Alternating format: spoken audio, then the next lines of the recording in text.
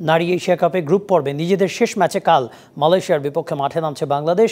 এই ম্যাচ জিতলে পরবর্তী রাউন্ড প্রায় নিশ্চিত হয়ে যাবে টাইগ্রেসদের, তবে হারলেও সুযোগ থাকবে কোয়ালিফাই করার। ডাম্বুলার রানগিরি স্টেডিয়ামে ম্যাচ শুরু দুপুর 2:30টায়। নারী এশিয়া কাপের শুরুটা একদমই ভালো ছিল না জ্যোতিদের। প্রথম ম্যাচে শ্রীলঙ্কার কাছে বড় ব্যবধানে হেরে শঙ্কা জেগেছিল প্রথম রাউন্ড থেকেই বিদায় নেয়ার। তবে দ্বিতীয় ম্যাচে থাইল্যান্ডকে হারিয়ে সেই শঙ্কা অনেকটাই দূরে ঠেলে দেয় টাইগ্রেসরা। পুরো ম্যাচে ব্যাটিং বোলিং দুই ডিপার্টমেন্টেই দাপট দেখিয়েছে রুমানারা। এবার সেই পারফর্মটা মালয়েশিয়ার বিপক্ষে ধরে রাখার পালা।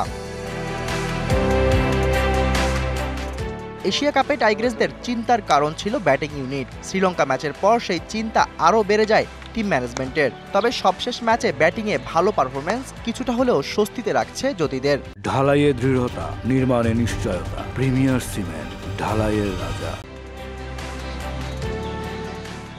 শক্তির বিচারে মালয়েশিয়ার চেয়ে ঢের এগিয়ে বাংলাদেশ।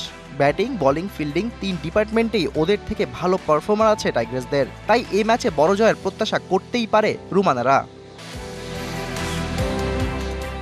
শেষ ম্যাচে উইনিং কম্বিনেশন ভাঙার খুব একটা সম্ভাবনা নেই টিম ম্যানেজমেন্টের। তাই অপরিবর্তিত একাদশ নিয়ে মাঠে নামতে পারে টাইগ্রেসরা। তবে যদি পরিবর্তন আনতেও চায় তবে একমাত্র জাহানারাকেই বাজিয়ে দেখতে পারে কোচ হাসান তিলকরত্নে।